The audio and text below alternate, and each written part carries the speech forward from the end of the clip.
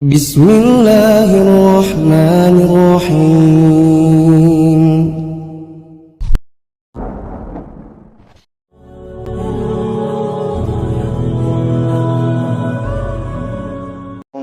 Warahmatullahi wabarakatuh. Alhamdulillahilladzi hadana li hadza wa ma kunna linahtadiya laula an hadanallah. Asyhadu an la ilaha illallah wahdahu la syarika lah wa asyhadu anna Muhammadan abduhu wa rasuluhu la nabiyya wa la rasula ba'dah.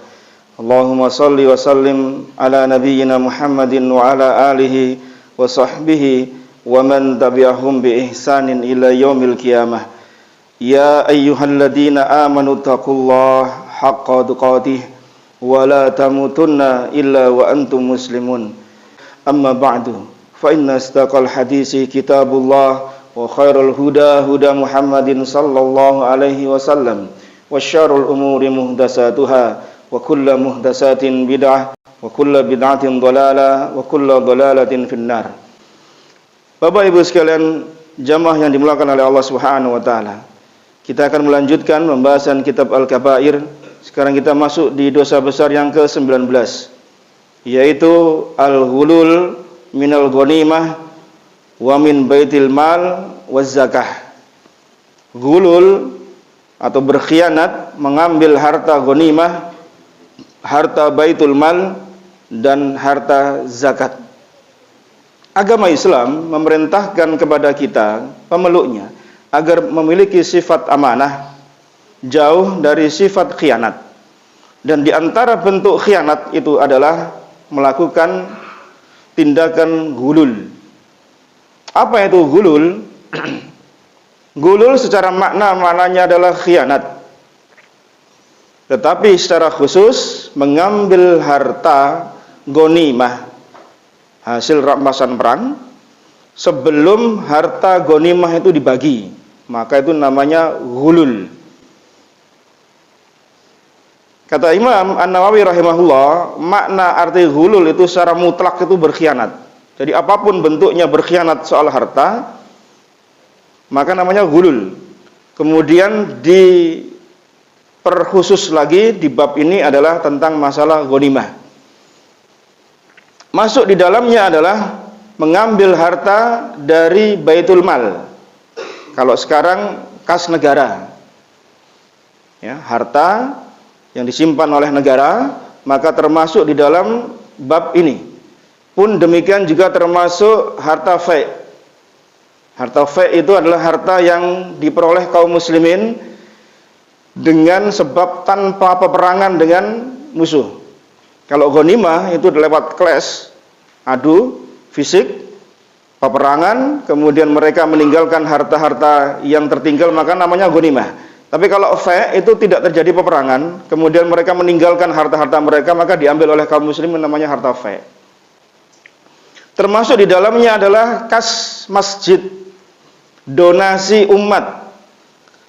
Intinya yang semua berkepentingan dengan harta umat, peruntukannya untuk umat, maka masuk di bab ini.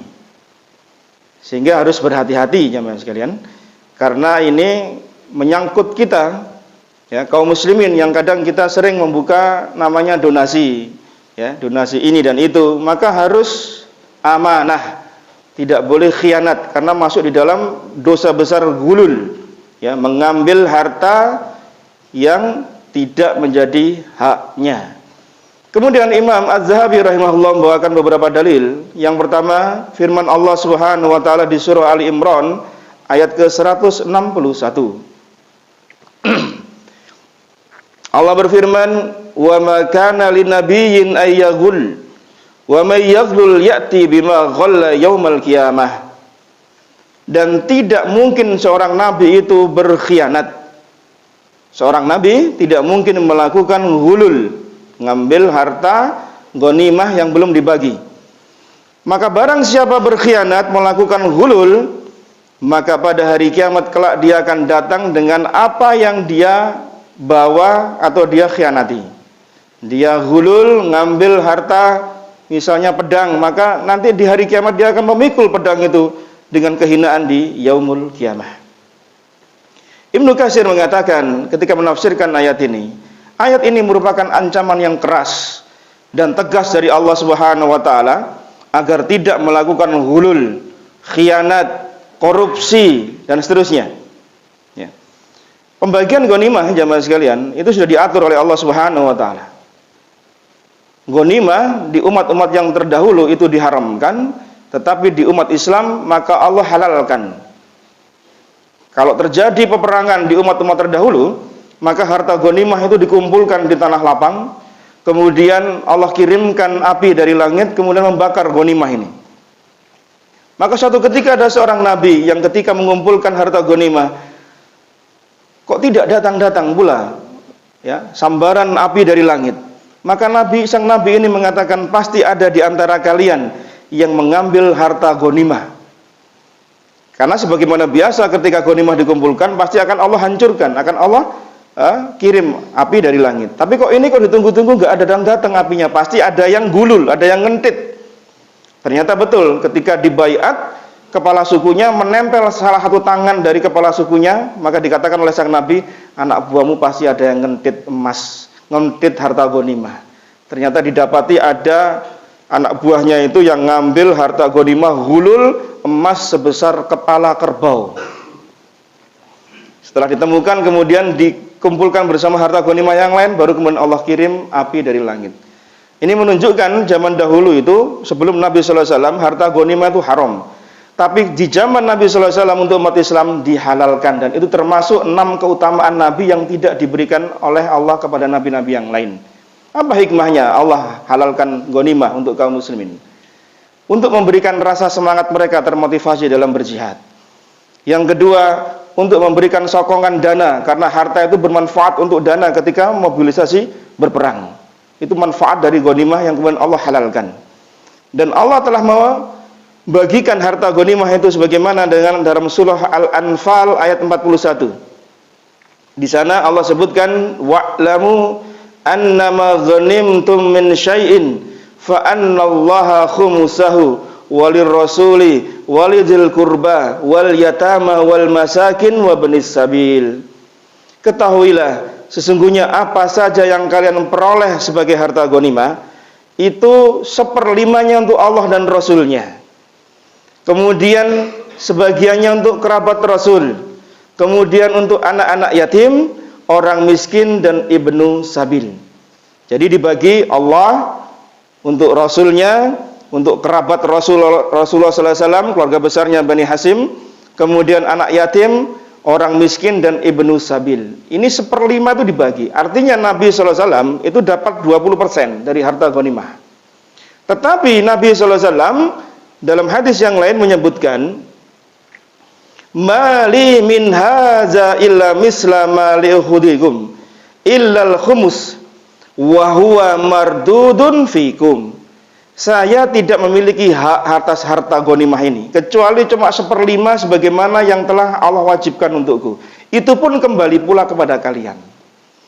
Jadi kalau misalnya Nabi sallallahu alaihi wasallam itu pengen kaya lewat ghanimah, itu bisa aja, karena 1/5 harta rampasan perang itu untuk Rasulullah sallallahu alaihi wasallam plus dengan kerabatnya.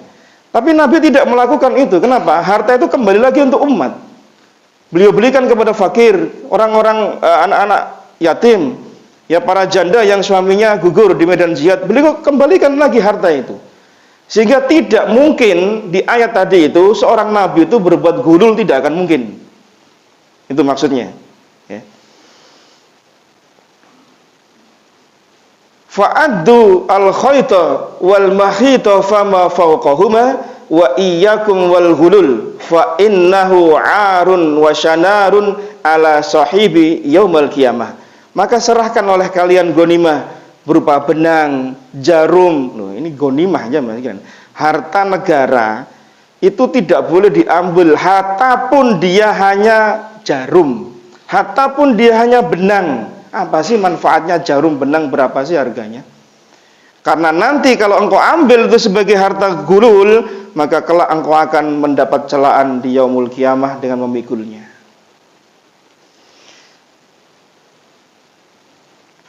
Dalam riwayat yang lain, Nabi mengatakan la taghullu fa innal ghulul naru wa'arun ala ashabihi fid dunya wal akhirah. Jangan kalian berbuat gulul, khianat, korupsi. Karena gulul itu tempatnya di neraka dan merupakan aib bagi pelakunya fid dunya wal akhirah. Lihat orang kalau korupsi jamaah sekalian, baju kebesarannya apa? Warna orange ya. Rompinya oranye. Keren loh itu. Chatting, mata itu langsung terbelalak. Ganti bajunya warna oranye sekarang. Nah, kemudian yang berikutnya Imam Az-Zahabi rahimahullah membawakan dalil di Bukhari dan Muslim dari Abu Humaid As-Sa'idi. Ia berkata, "Ista'malan Nabiyyu sallallahu alaihi wasallam rajulan minal Azdi yuqalu lahu Ibnu Al-Ludbiyati ala sadaqah." Nabi sallallahu alaihi wasallam pernah memperkerjakan seorang laki-laki dari suku Al-Azdad yang dikenal dengan nama Ibnu Ludbiyah untuk mengambil zakat. Jadi Nabi mengutus pegawai, ini pegawai pemerintah ini berarti apa? ASN. Ya, dia diutus oleh Nabi untuk ngambil zakat. Ya, dia ngurusi zakat. Falamma qadima qala hadza lakum wa hadza uhdiya ilayya. Kemudian setelah dia datang dari tugasnya sampai pada Nabi sallallahu alaihi wasallam dan para sahabat, dia mengatakan, "Ini untuk kalian," yaitu zakat yang diambil dari kaum tadi, kemudian ini hadiah untukku. Nah, jadi ternyata orang ini dapat hadiah, dapat tips dari tugas dia mungut zakat. Mungkin karena pelayanannya baik, ya mungkin karena yang ditarik zakatnya seneng, kemudian dikasih tips, kasih hadiah. Kemudian dia datang pada Nabi sallallahu alaihi wasallam dengan mengatakan, "Ini zakat untuk kalian, bagiannya kalian yang diambil, dan tip ini hadiah untuk saya." Paham maksudnya?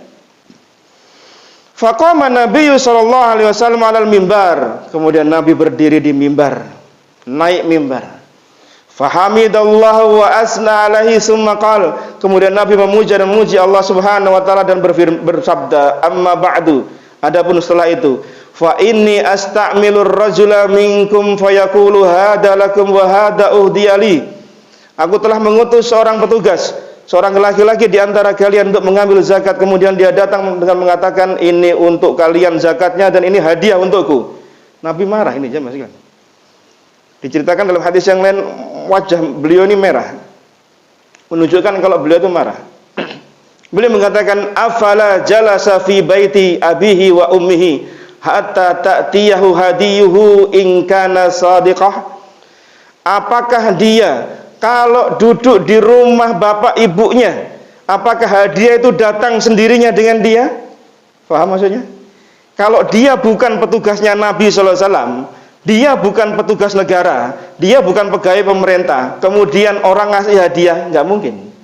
Karena dia duduk manis di rumahnya.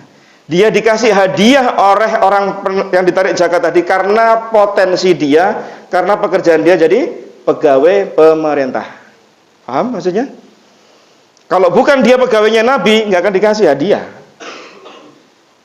Maka Nabi mengatakan, "Wallah la ya'khud ahadun minkum syai'an bi ghairi haqq illa laqiyallaha yahmiluhu yaumal qiyamah."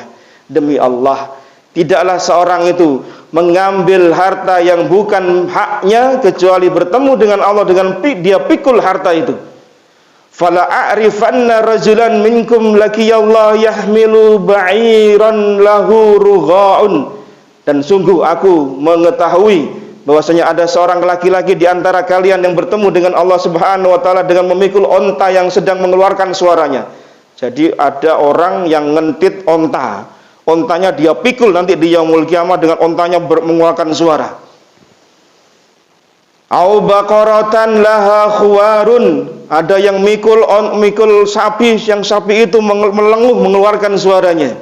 Au syata tai'aru, atau ada yang ngambil kambingnya mengembik. Jadi kelihatan di hari kiamat, oh iki sing ngentit, iki sing korupsi, iki ASN sing khianat ini. Itu semua dinampakkan jemaah sekalian. Summa rafa'a yadayhi faqala, kemudian Nabi sallallahu alaihi wasallam mengangkat tangannya, Allahumma hal ballagtu.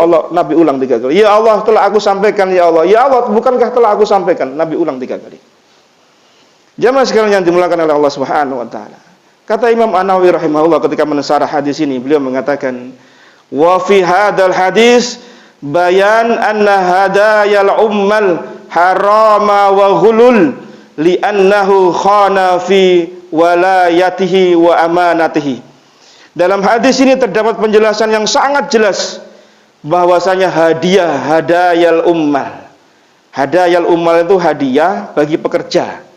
Jadi pekerja, pegawai yang digaji oleh ulil amri, pemerintah, kita sebutnya ASN, dia dapat gaji sudah 1 bulan. Dengan semua pekerjaannya, dengan semua job description-nya dia kerjakan, dapat gaji, dapat bonus dan seterusnya. Kemudian kalau dia dapat hadiah di luar gaji tadi, namanya ghulul, khianat. Maka namanya hadayal ummal. Nama hadis ini orang menyebutnya dengan hadayal ummal. Hadiah untuk pegawai pemerintah. Itu hukumnya haram. Karena dia telah digaji oleh pemerintah dan dia tidak boleh ngambil keuntungan dari pekerjaan dia. Ada orang datang ngurus, kemudian yang pekerjaan dia ngarang ngurus surat-surat dan seterusnya. Kemudian di bawah map-mapnya, berkasnya ada amplop. Ini ghulul namanya. Tips-tips seperti itu namanya ghulul. Pak, terima kasih Pak sudah memberi pelayanan pada kami. Ini untuk uang jalan, untuk uang beli bensin, untuk uang beli es, beli itu ghulul namanya. Tips-tips seperti itu tidak boleh, haram. Karena dia telah digaji oleh pemerintah, include dengan semua pekerjaan dia. Di job dia bekerja, ya seperti itu pekerjaannya. Maka dia tidak boleh menerima di luar apa yang telah diterima gaji dari pemerintah.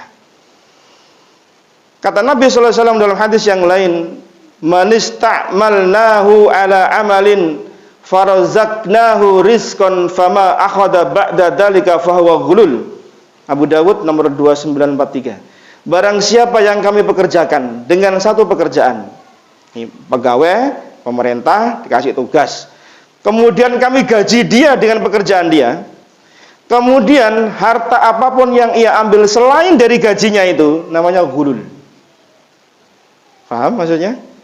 Ya, jadi kalau pegawai ASN sudah digaji oleh pemerintah, kemudian dia dapat sesuatu di luar gaji itu yang terkait dengan pekerjaan dia, itu ghulul. Enggak boleh diterima. Enggak sugi-sugi, Ustaz. Wong ceperane banyaknya dari situ ya soalnya. Allahu a'lam. Man ista'malnahu minkum ala amalin fakatamana mihyatan fama fawqahu kana ghululan ya'ti bihi yaumal qiyamah. Muslim nomor 1833. Barang siapa di antara kalian yang kami pekerjakan dengan satu pekerjaan, Nabi ngutus jadi pegawai pemerintah, kemudian ia sembunyikan sebatang jarum atau yang lebih rendah dari itu, maka itu namanya ghulul, korupsi. Kita pakai bahasa korupsi aja ya, biar keren. Korupsi, jarum yang dia ambil karena pekerjaan dia itu korupsi. Tuh bayangkan jemaah sekalian. Sekarang yang korupsi itu enggak jarum tok. Aspal itu bisa jadi, kertas rim-riman ya jadi itu. Geragal, apa lagi? Ya banyak lah.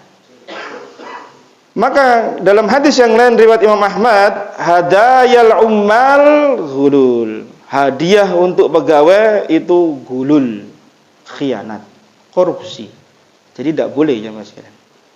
Nah, pekerja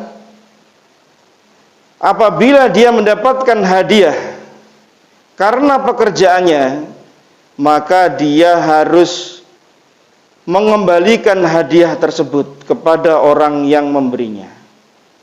Atau kalau tidak ketemu orangnya, kembalikan ke Baitul Mal, kas negara. Ada pegawai di perusahaan, dia sudah digaji. Bagiannya quality control, nyeleksi barang-barang yang masuk ke pabriknya. Kemudian supplier kan pada masuk itu. Ya. Loloslah satu produk dari sebuah perusahaan. Kemudian sebagai bentuk terima kasih datanglah ya yang namanya parcel, yang namanya sesuatu kepada orang yang tadi memberikan jalan masuk produknya tadi. Masuk gulul tidak? Gulul. Karena dia digaji itu ya bagiannya gitu itu memang. Andai dia tidak bagian ngontrol gitu, maka dia nggak akan diberi hadiah. Wong diberi hadiahnya itu karena dia meloloskan produknya tadi kok. Coba kalau dia bukan orang situ, ya nggak dikasih. Ya. Saya punya paman itu bagian pengadaan di sebuah BUMN negara. Kemudian setelah selesai proyek-proyek, kemudian supplier-supplier itu datang ke rumah paman saya. Pak, mana yang mau diperbaiki? Pagarnya, apa temboknya, apa Pak? Jadi dengan sukarela mereka datang pengen memperbaiki rumah paman saya. Paman saya bilang, enggak usah, rumah saya enggak rusak apa-apa kok. Itu betul ya Mas, terjadi seperti itu. Ya. Pasti ada interest. Karena nanti kalau dia tidak meloloskan juga nggak diberi kan.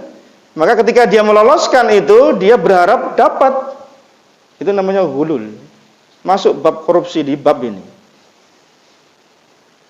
Bagaimana kalau itu bukan perusahaan BUMN, ASN dan seterusnya, tapi perusahaan swasta yang nggak ada kaitannya sama pemerintah. Kemudian dia dapat hadiah, apa yang harus dia lakukan?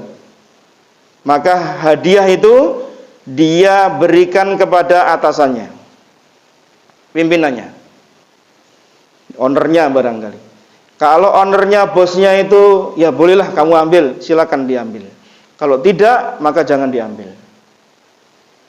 Ya. Ada beberapa ikhwan itu jamaah kerja di hotel. Kadang kan dapat tips kan di hotel, ya. Padahal dia dapat gaji kan. Gajinya ya include dia melayani pelanggan, melayani konsumen, melayani tamu yang datang. Itu sudah pekerjaan dia. Mau dikasih tip, tidak dikasih tip, senyum, ramah, tamak, itu sudah jadi kerjaan dia harusnya. Lalu mengapa ketika dia ramah, dia pelayanan bagus, dapat tambahan hadiah? Ini namanya ghulul termasuk. Maka bagaimana jalan keluarnya? Sampaikan kepada pimpinan, Pak, saya dapat tip. Atau masukkan di tempat kaleng, kemudian dibagi rata untuk seluruh karyawan yang ada. Tidak boleh dia nikmati sendiri. Itu pun juga atas izin pimpinan, boleh apa tidak. Kalau nggak boleh, ya jangan dikembalikan lagi. Berat jamaah sekalian. Untuk urusan ini berat. Maka Imam An-Nawawi rahimahullah, Imam Az-Zahabi memasukkan bab ini dalam bab Al-Kabair. Bagaimana pekerja swasta? Ya, saya perinci. Ada pembahasan di sana. Bagaimana kalau dia pekerja swasta bukan ASN, bukan pegawai pemerintah? Kemudian dia mendapatkan hadiah, maka diperinci. Yang pertama, apabila dia orang yang memegang kewenangan, jadi dia punya kedudukan yang bisa memegang peranan, menentukan policy kebijakan perusahaan, ini untung, ini tidak, pokoknya penting posisinya, maka orang ini kalau diberi hadiah dan punya potensi untuk dia bisa merubah kebijakan-kebijakan, maka ini masuk pada kategori riswah, suap. Dan itu haram. Jadi hadiah yang kita berikan pada seseorang di perusahaan swasta, bukan ASN ya, bukan pemerintahan, bukan BUMN. Kemudian orang ini di perusahaannya punya potensi dia bikin kebijakan-kebijakan. Kalau kita ngasih kemudian ada kebijakan yang berubah karena hadiah kita, maka ini haram. Maka masuknya bab riswah. Kita nyuap berarti. Yang seperti ini tidak diperbolehkan.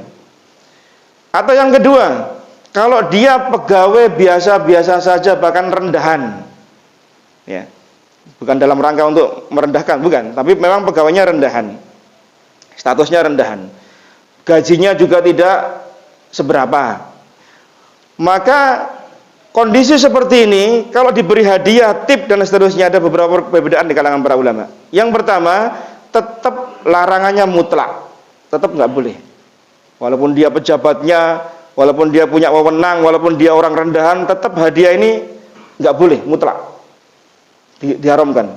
Yang kedua, boleh dengan syarat, yaitu syaratnya apa? syaratnya atasan tidak melarang pegawai rendahan tadi menerima tip.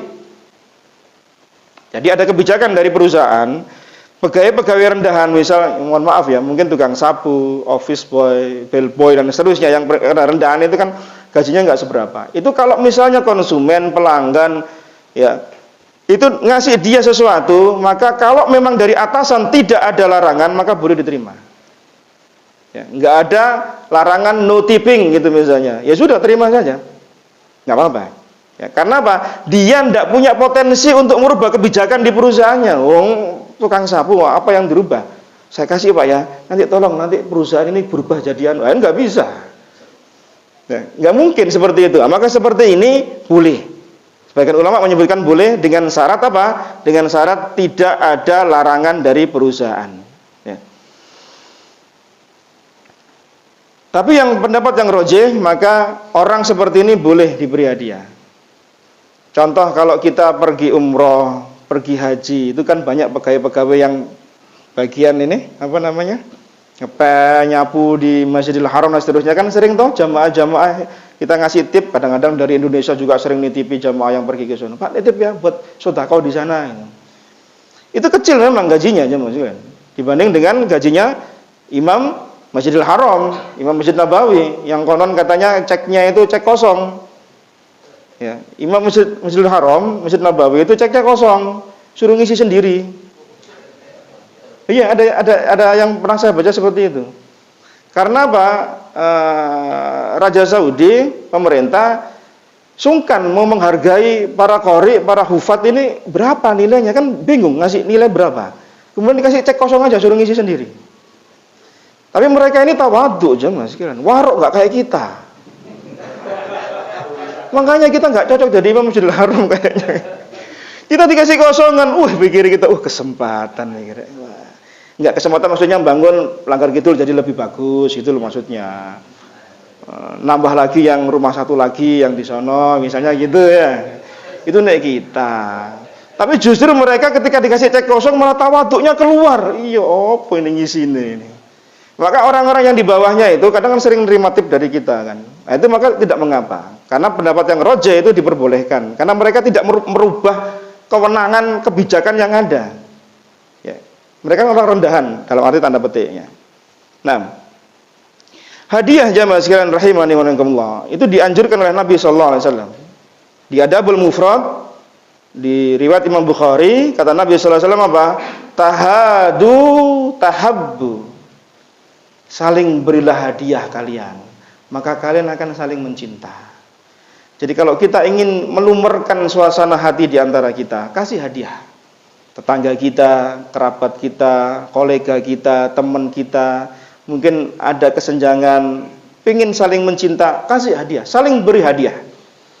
Karena hadiah itu tidak diukur dari besar kecil nilainya, tapi ketulusan orang yang memberi itu nilainya besar di sisi Allah Subhanahu wa taala. Hingga kemudian Nabi sebutkan apa? Tahadu tahabbu. Kalau kita ingin saling mencinta di antara kita, saling kasih hadiah.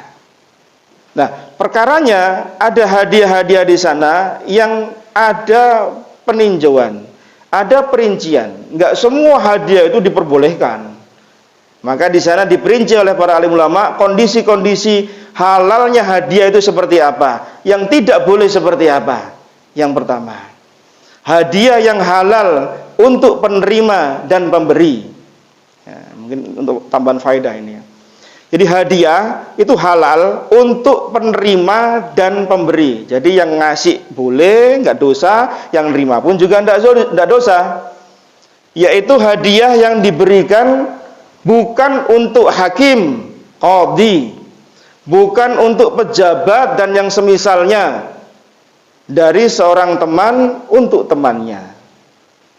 Ya. Tapi kalau yang menerima itu hadiahnya adalah hakim, pejabat, maka ini haram. Karena pasti nanti punya interest hakim dan pejabat tadi dengan hadiah yang kita berikan. Apalagi kalau orang yang ngasih hadiah berperkara di pengadilan, pasti hakimnya akan punya kecenderungan untuk merubah posisi hukum karena tadi sudah dikasih hadiah.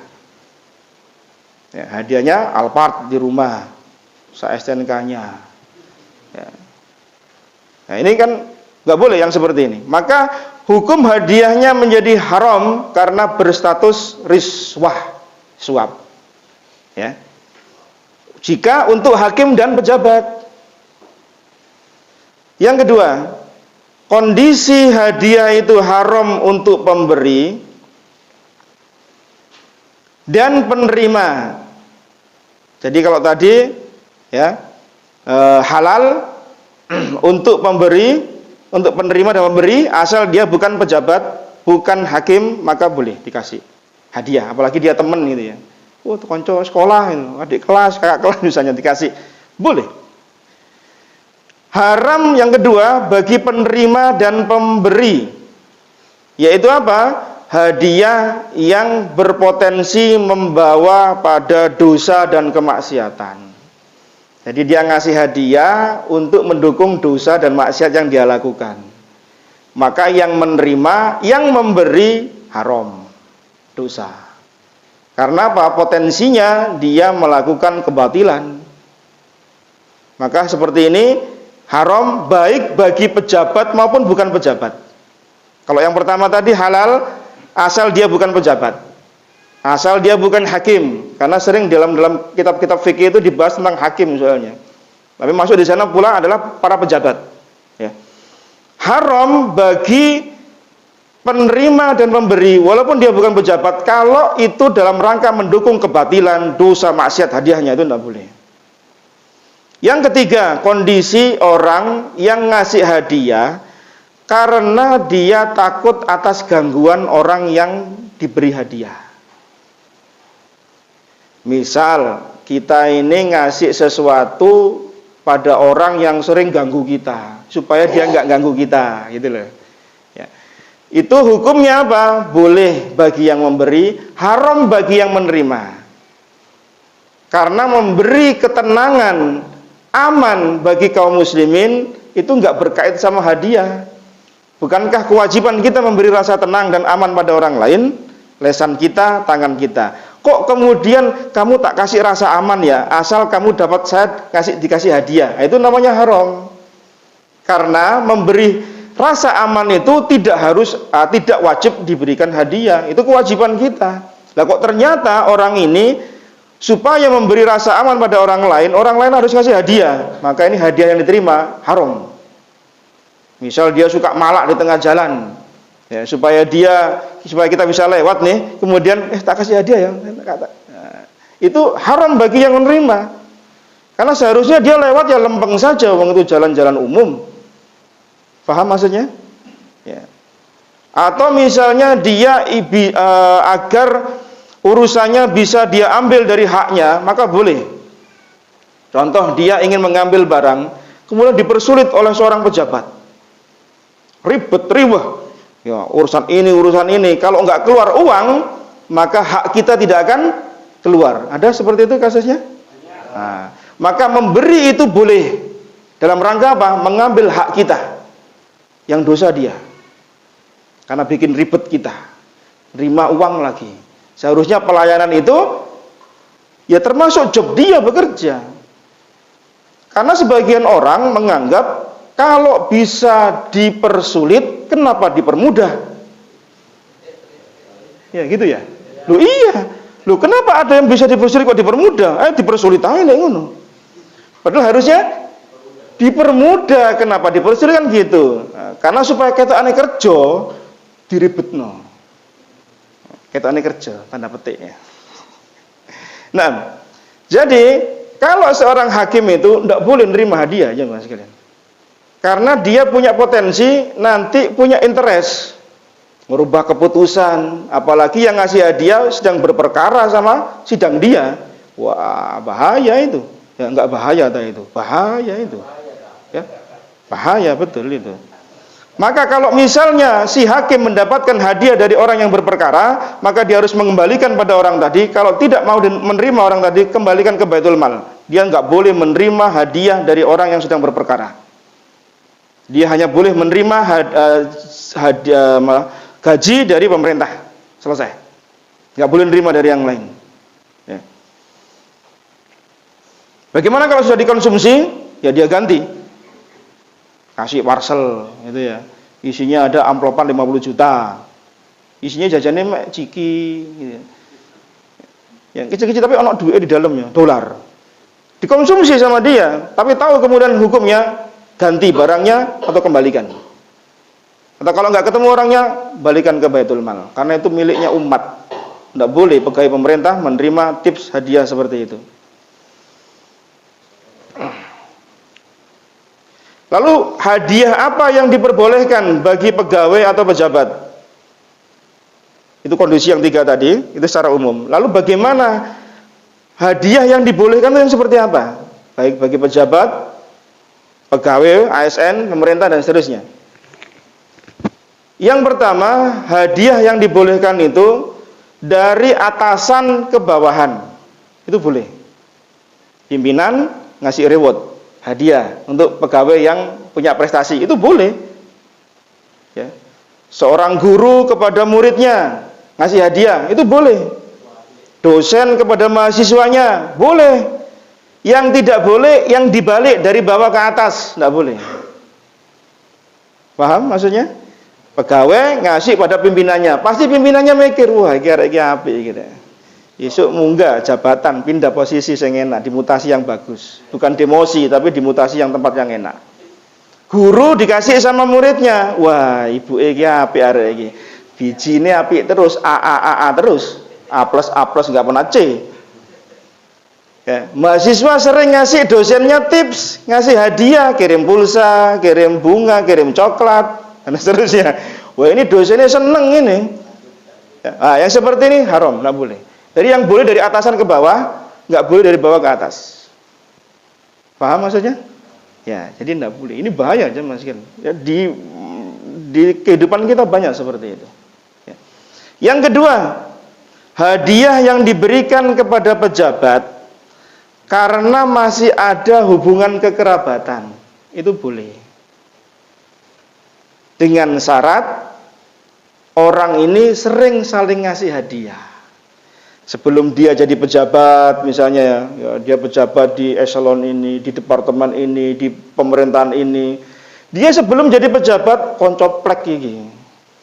Ya, sahabat lama, saudara lama ini sering ngasih hadiah dulu. Ketika dia jadi pejabat, hadiah saling ngasih hadiah ini tetap berlanjut, maka ini nggak apa-apa. Karena apa? Dia ngasih hadiah itu bukan karena dia naik jabatan, bukan. Karena memang sudah terbiasa dia saling ngasih hadiah. Itu diperbolehkan.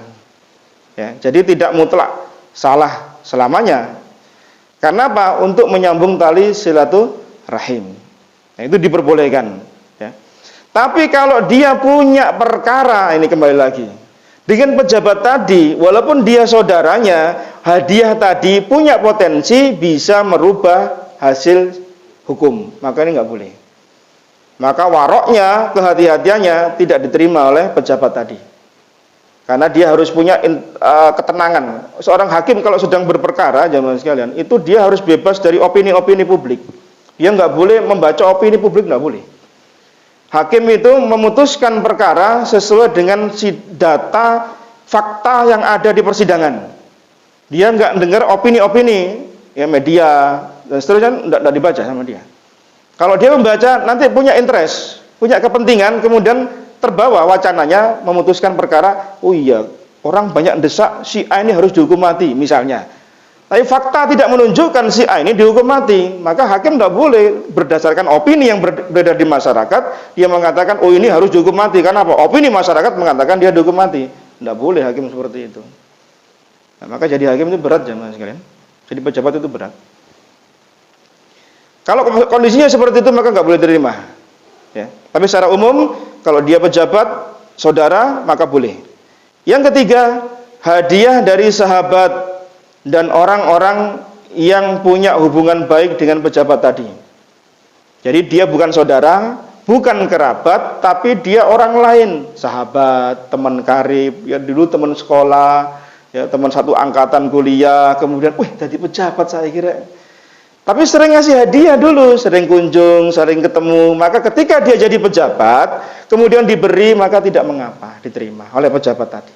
Kenapa? Dulu sering ketika masih sekolah, masih kuliah, masih sama-sama bujang misalnya, saling kasih hadiah, sering saling berkunjung dan seterusnya, maka tidak mengapa diterima oleh pejabat tadi.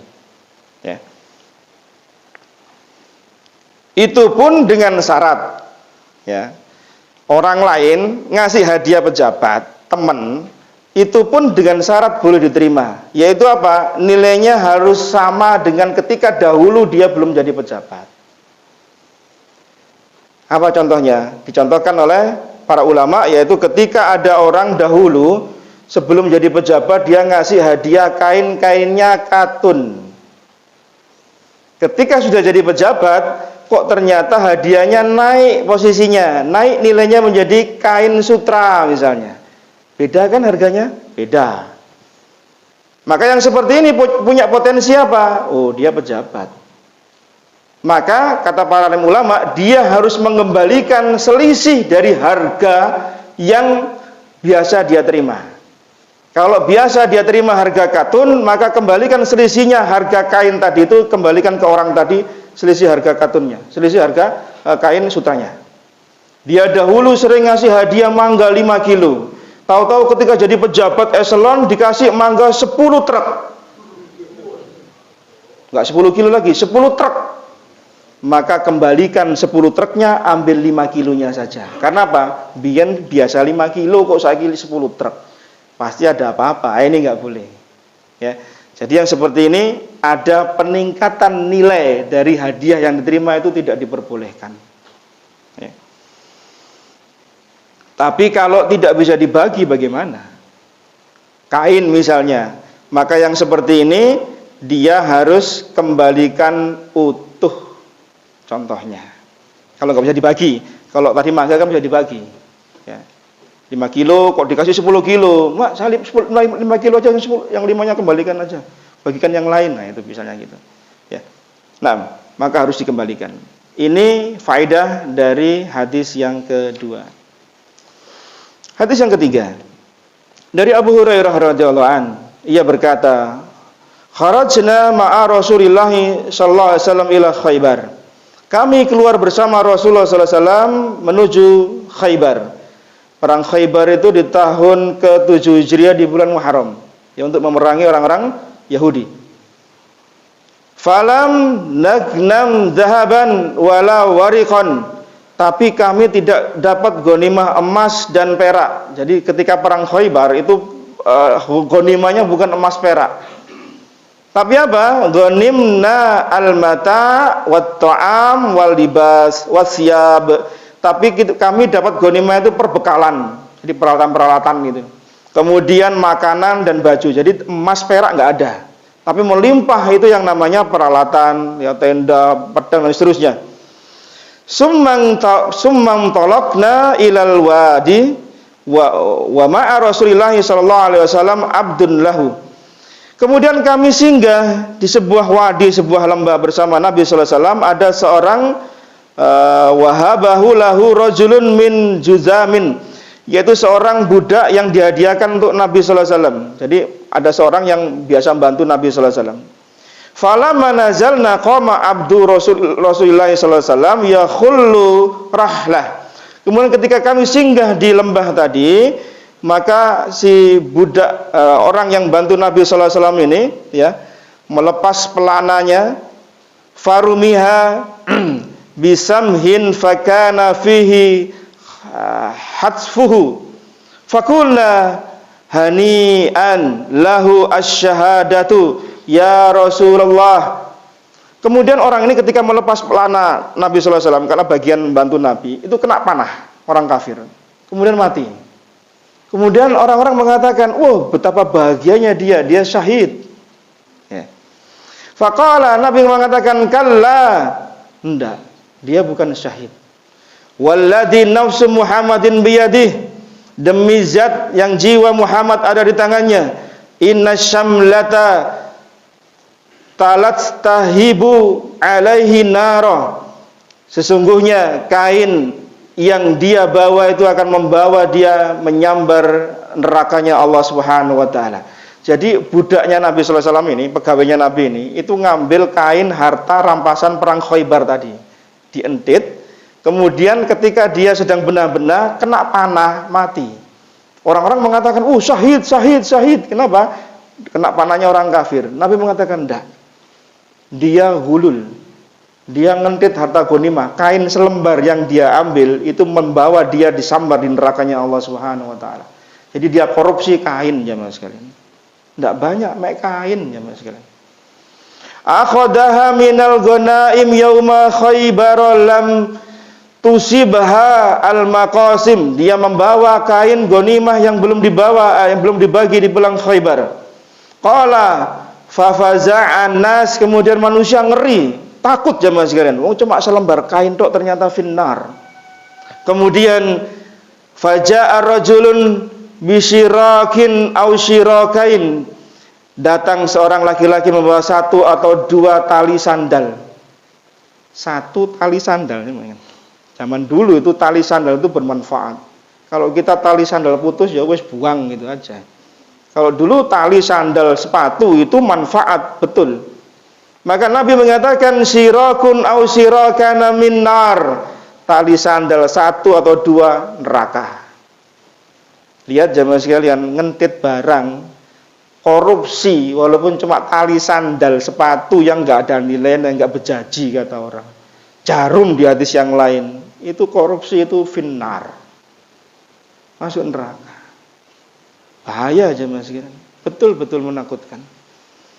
Di hadis yang keempat diriwayatkan dari Abu Dawud dari hadis Amr bin Su'aib dari bapaknya dari kakeknya, anna Rasulullah sallallahu alaihi wasallam wa Abu Bakrin wa Umar haraku mata'al ghalli wa darabuh, bahwasanya Nabi sallallahu alaihi wasallam, Abu Bakar, Umar membakar barang bawaan perlengkapan bekal orang yang mengambil ghanimah secara khianat dan orang itu dipukul. Jadi kalau ada orang khianat di masanya Rasulullah, Abu Bakar, Umar, barangnya dibakar, nggak boleh dimiliki. Kemudian orangnya dipukul, ya, ditakzir.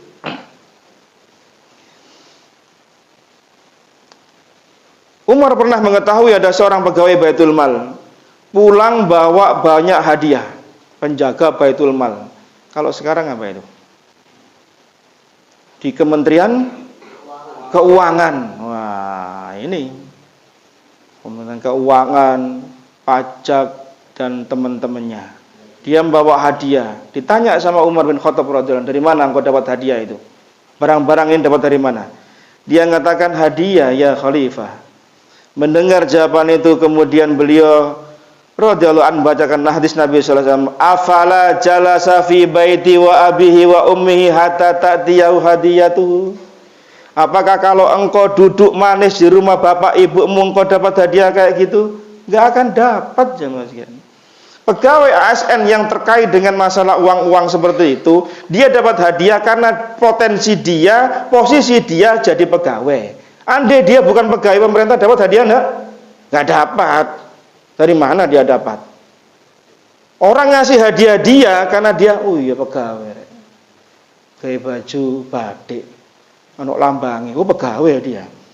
Kasih hadiah. Ini Pak, supaya apa? Dia menang, dia dapat posisi, dia gampang urusannya. Ini namanya korupsi, hulul. Enggak boleh. Kembalikan lagi ke Baitul Mal, kata Umar bin Khattab radhiyallahu anhu. Yang kelima, dari Abdullah bin Amr, hadis riwayat Bukhari dan Ibnu Majah.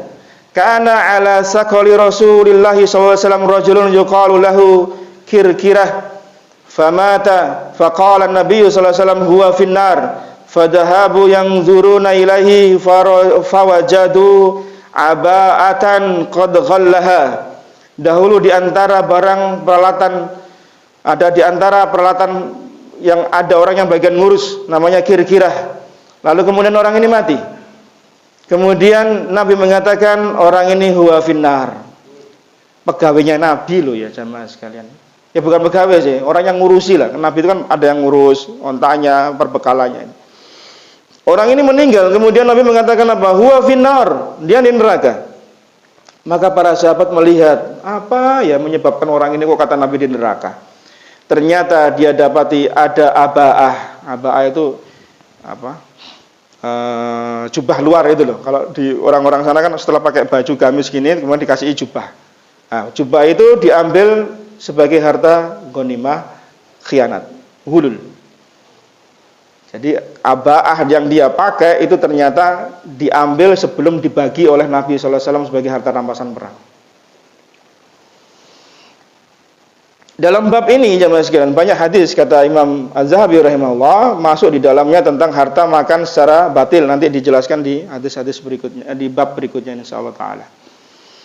Di dalil yang ke-6, Nabi sallallahu alaihi wasallam pernah menyampaikan khutbah di Mina di mana beliau sallallahu alaihi wasallam bersabda, "Inna dima'akum wa amwalakum wa a'radakum 'alaikum haramun ka hurmati yaumikum hada fi syahrikum hada fi baladikum hadza."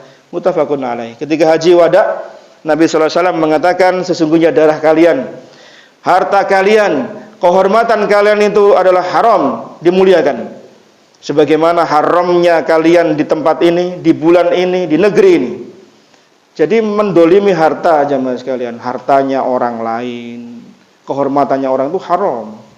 Bab ini dan di bab yang berikutnya nanti 21 itu membahas tentang dolimnya seseorang atas harta. Dan itu haram. Ini terkhusus yang dibahas adalah soal orang yang korupsi harta negara. Kemudian yang ketujuh, la yaqbalullahu salatan bi ghairi tuhurin wala sadaqatan min gulul. Hadis riwayat Muslim. Allah tidak menerima salat tanpa bersuci. Ya, salat enggak ada taharah enggak diterima. Dan tidak menerima sedekah zakat dari harta yang diambil dari ghanimah secara khianat. Jadi Allah itu menerima yang halal, yang thayyib.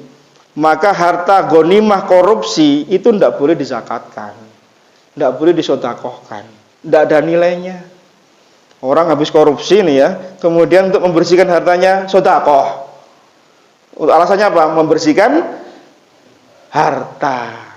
Loh, cek enak korupsi 1 miliar, sedekah 1.000 ning Langgar Kidul.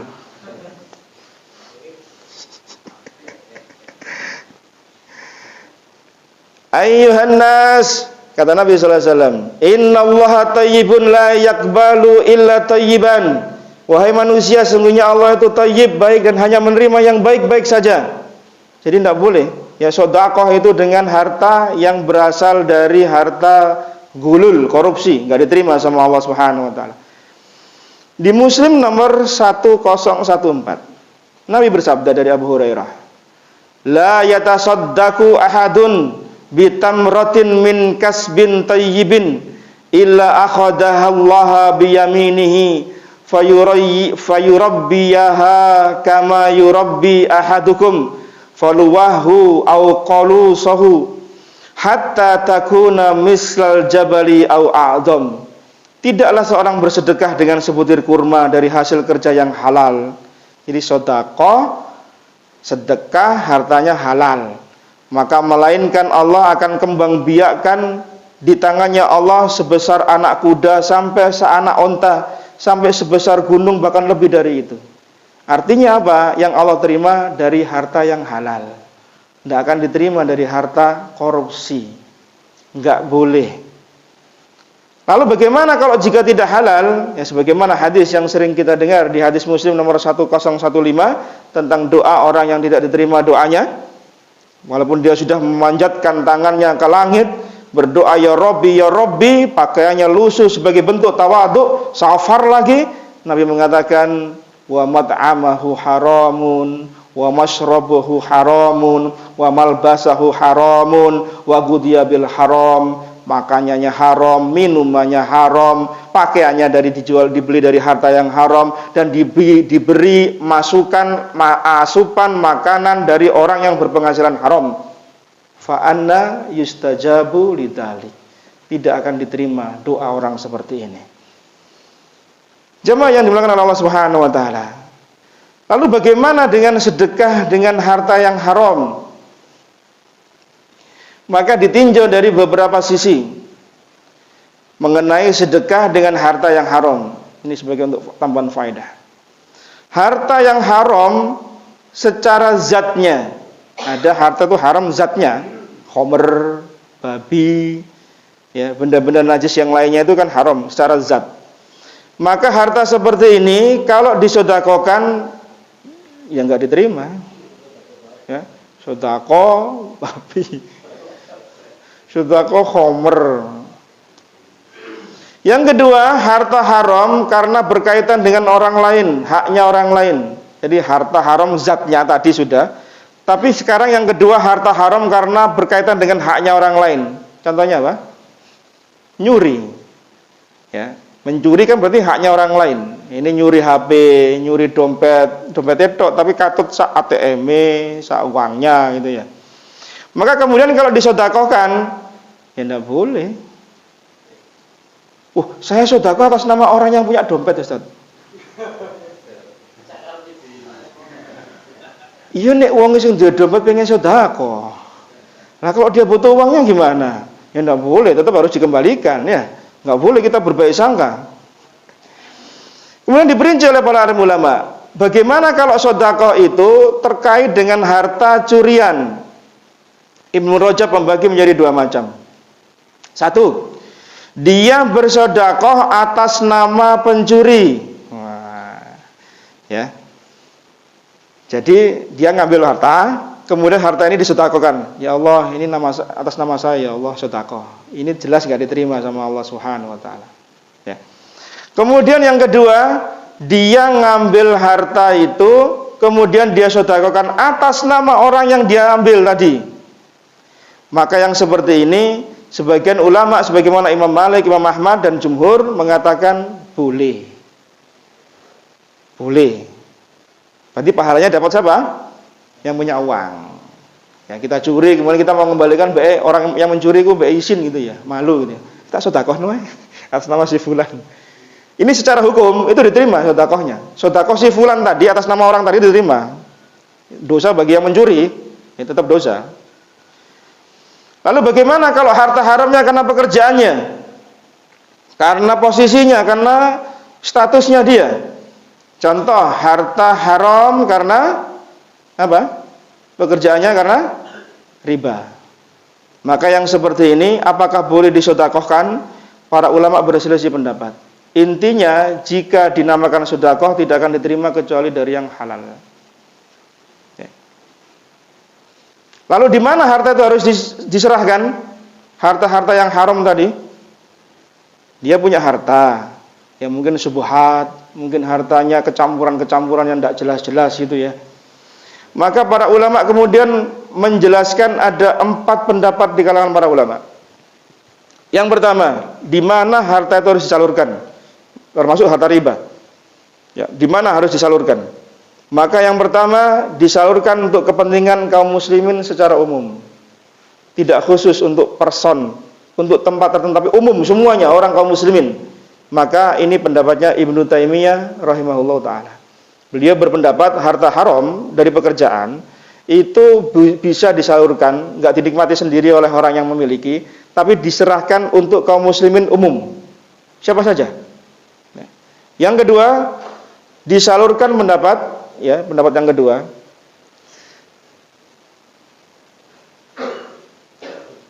untuk fakir miskin atau yang memiliki kemaslahatan secara umum, termasuk di dalamnya pembangunan masjid. Karena maslahat kan. Ini pendapat yang diambil oleh pendapatnya Imam Hanafi, Maliki, pendapat Imam Ahmad dan sebagian dari ulama Syafi'iyah. Jadi pendapat kedua ini disalurkan untuk sedekah sunnah secara umum yang punya maslahat, ya, untuk kepentingan kemaslahatan kaum muslimin, untuk orang fakir, miskin, termasuk membangun masjid. Ini pendapat yang kedua.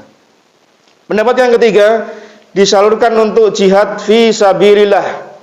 Jadi khusus untuk jihad fi sabilillah. Dan ini pendapat terakhirnya Imam Ibnu Taimiyah rahimahullah. Jadi kalau pendapat pertama tadi Ibnu Taimiyah mengatakan umum, maka pendapat terakhir beliau mengatakan hanya untuk jihad fi sabilillah. Pendapat keempat, disalurkan untuk kaum muslimin fakir miskin selain masjid. Kalau pendapat kedua tadi kan masjid masuk. Yang keempat ini pendapatnya fakir miskin tapi masjid nggak masuk. Ini pendapatnya Lajnah Daimah. Ulama-ulama kibar Saudi berpendapat harta haram, ya, riba dan seterusnya, itu tidak boleh masuk ke masjid. Tapi untuk membantu fakir miskin boleh. Karena orang yang makan riba nggak boleh dinikmati sendiri. Sudah pernah kita bahas di bab riba kan dahulu. Itu nggak boleh dinikmati sendiri. Dia harus berikan harta itu untuk kaum muslimin yang lain. Dan itu boleh. Intinya untuk kehati-hatian maka jangan masuk masjid. Harta tadi jangan masuk masjid. Ya, supaya masjidnya jadi berkah, ya, langgarnya jadi berkah, ya, jangan menerima harta dari orang yang berpenghasilan haram. Ya, untuk menjaga waroknya dari pendapat Lajnah Daimah, mereka berpendapat untuk kehati-hatian harta-harta seperti itu tidak masuk dalam posisi rumah ibadah. Tapi untuk kaum muslimin yang lain boleh, termasuk bayarin utang. Ya, punya saudaranya yang hutang, kerabatnya, teman-temannya hutang, ambil dari harta riba untuk melunasi hutang teman-temannya tadi. Itu diperbolehkan. Karena untuk kemaslahatan kaum muslimin secara umum. Ya. Yang terakhir, yang ke-8 dari Abu Dawud, An-Nasai dan yang lainnya. Inna rajulan ghalla fi ghazwatin Khaybar. Ada laki-laki yang mengambil harta khianat dalam perang Khaybar. Famtana'an Nabiyyu sallallahu alaihi wasallam minas salati alaihi faqala. Kemudian Nabi SAW tidak mau mensolati orang tadi. Ini termasuk, ya, orang yang ngambil harta korupsi itu Nabi nggak mau mensolati. Bukan hanya yang punya utang saja yang nggak disolati sama Nabi. Yang ngambil ngentit korupsi harta negara pun juga nggak disolati sama Nabi SAW. Ya. Inna sahibakum ghalla fi sabilillah. Saudara kalian ini mengambil harta khianat di jalan Allah. Kemudian ketika diperiksa ternyata ada batu mulia dari perhiasan Yahudi yang tidak sampai 2 dirham. 2 dirham itu sekitar 10 ribuan. Hartanya nggak seberapa aja mas sekalian. Tapi ini termasuk orang yang mendapatkan, ya, ancaman Nabi tidak disolati.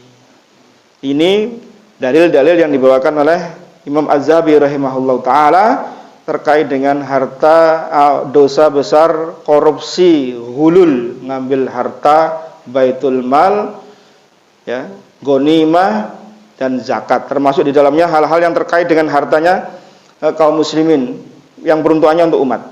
Maka kami ingatkan kepada misal panitia, ya, misal pengurus yang terkait dengan harta umat, maka jadilah hamba-hamba Allah yang amanah.